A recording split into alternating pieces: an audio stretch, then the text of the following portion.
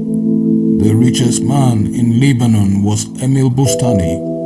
He built a grave for himself in a beautiful area on the coast of Beirut. He wanted to be buried in this grave after his death.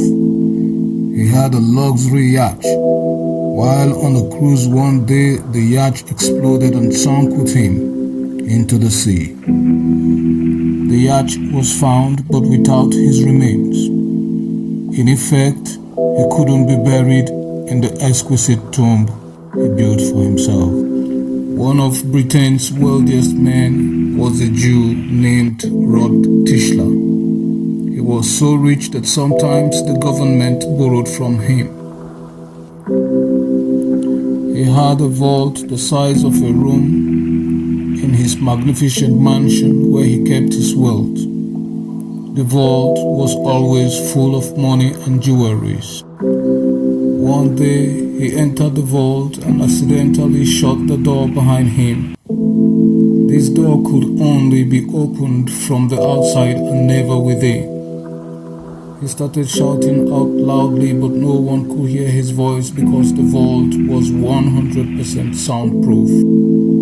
He used to be someone who will be absent from home for weeks without notifying anyone, not even his family members. In effect, no one bothered to search for him when he was missing. They thought he must have traveled as usual. But he was locked in the vault. He kept on screaming until he became very hungry and thirsty. With a golden pick, he pierced his tongue, and with the blood gushing out of his wound, he wrote on the wall of the vault, "The richest man in the world, dying of hunger and thirst." He eventually died, and his body wasn't found out until several weeks later. Never forget that this world is a big accident and no one knows when, how, and where. No matter how rich or wealthy you are, never oppress anyone. It is good to have wealth and to enjoy it, but never forget the saying that pleasure is a shadow and wealth is vanity. Contentment is the only real wealth. He who loses wealth loses much.